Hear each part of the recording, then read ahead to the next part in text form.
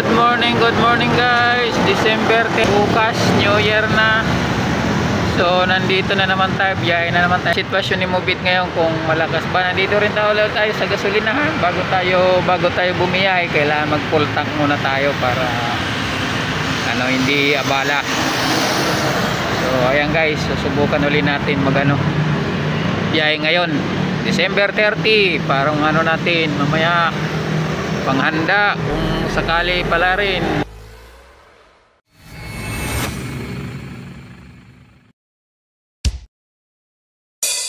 So ayan naka-on na ang ating Mobit. Antay na lang tayo ng booking na may pumasok. Ayan guys, may pumasok tayong booking. Ayan ang drop off nito ay Quezon ayan, Katipunan Quezon drop off. So ayan, message na natin. Ayan, punta na natin guys, pick upin na natin siya. Ayan na guys, boy naman drop off 168. Ayan 168 ang ating boy naman natin confirm. Dan submit. Ayan guys, antay ulit tayo ng booking. Dito tayo sa Quezon. Walang papasok na booking dito guys. Dito kasi tayo nag drop off ng unang passenger natin. So mga 5 minutes na ako dito, walang pumasok na booking. So lilipat tayo guys, papunta tayo ng papunta tayo ng Farmers Cubao. Kasi malapit na dito yung Farmers Cubao, kaya dito tayo punta. Lilipat muna tayo guys. Farmers Cubao, pumasok na booking. Accept natin to. Nasa Farmers Cubao tayo.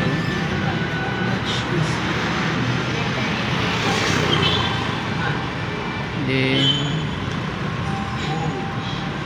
saan drop off pala nito? SM City, Masina Marcos.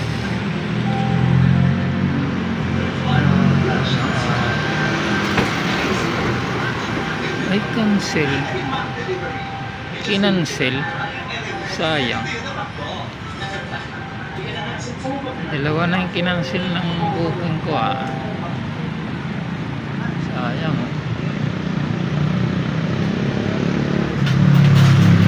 Farmers Cubao tayo. Sayang kinancel. Pangatlong pick up natin to boss, mga idol, mga kamubit dyan. Pangatlong pick up. Drop off nito ay sa Tandang Sura. Tandang Sura. So ang rate nito ay 212. Galing to sa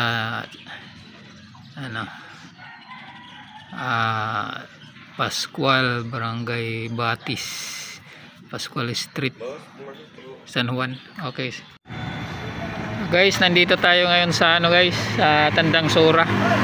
Na-drop off na natin yung ating pangatlong booking. Nakatatlong booking na tayo simula kaninang paglabas natin. So dito naman ulit tayo maghahanap ng booking kung may papasok ba. Tandang Sura, so ayan to, malapit lang to sa Commonwealth. Dito tayo mag-aabang ng Tandang Sura. Ang ating kanina dinap off ay 212 ang kanyang rate, yung pangatlong booking natin.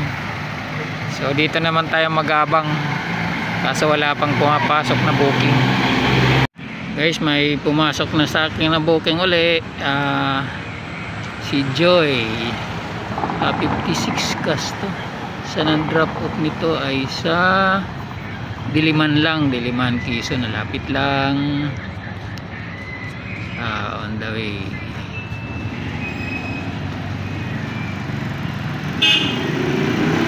On the way.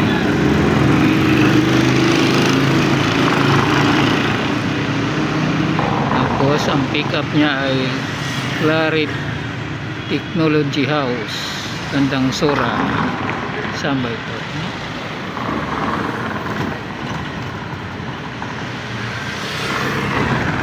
Ayan na guys, pick upin muna natin.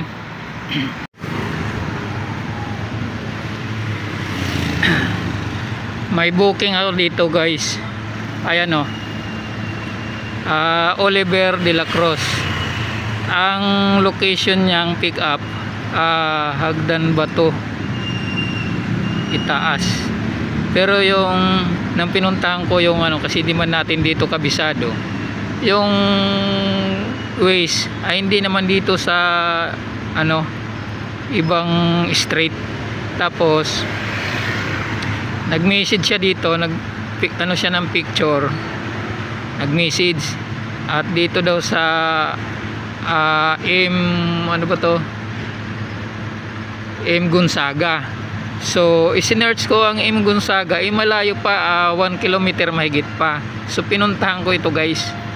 Ngayon pagdating ko na ngayon dito sa may barangay ng Hagdan Bato, wala naman siya rito na. Tinitix ko,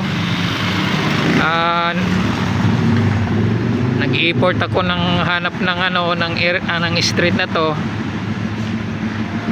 Pagkatapos nung narating ko, wala na siya rito, ayaw na mag-reply. Kaya yan o, lagay ko ng cancel. Ika-cancel na natin to, first time natin guys. Saan ba ang cancel dito? Ayan, ka-cancel ko na itong booking kasi naubos na oras ko eh. Ayan, cancel reach in time. Reach in time tayo. Cancellation rate will be affected. Ano ba yan? Cancel natin reach in time. Cancel reach in time na lang. Ayan guys, ayan, ngayon ka-cancel, may pumasok na booking.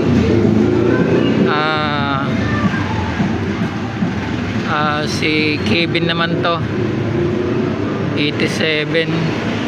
So ano natin, kunin na natin to. On the way po, i-message natin, on the way po.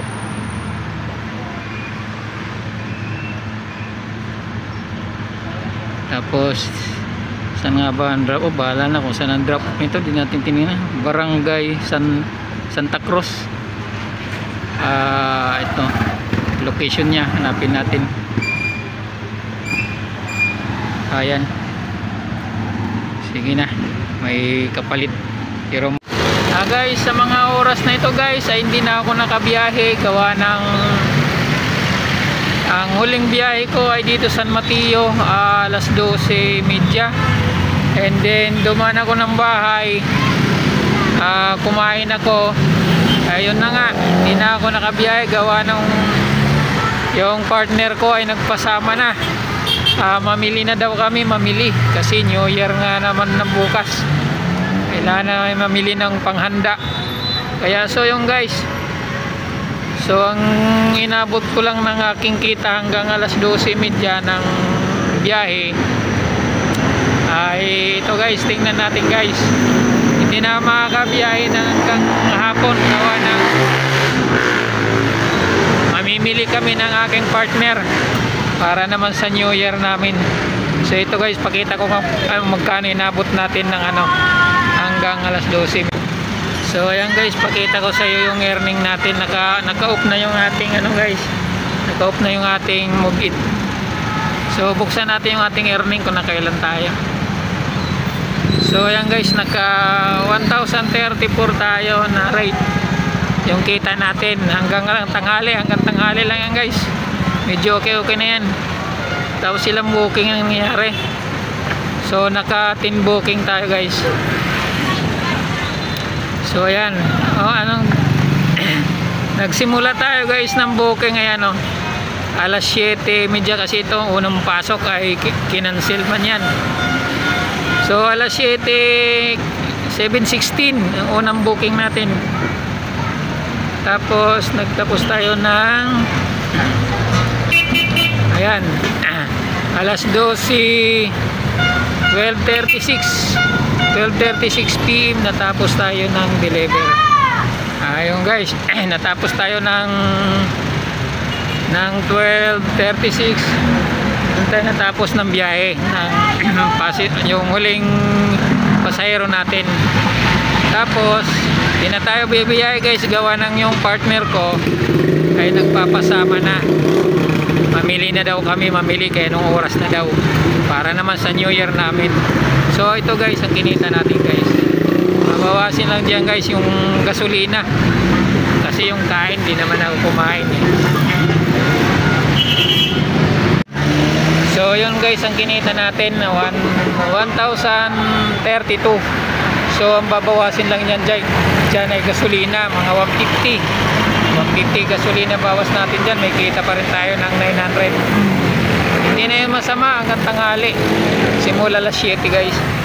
Hindi na natin itutuloy hanggang hapon, gawa ng gusto ko pa sana kaso nagpapasama na yung aking partner. Biyahe natin, magandang biyahe naman ngayon guys. Medyo naka 1,000 tayo hanggang tanghali. Siguro kung nagtuloy-tuloy tayo kahit hanggang alas 6 ng gabi, baka kulang-kulang malinis ng mga 1,500 o mga kulang-kulang 2,000 yun. So nagtuloy-tuloy tayo.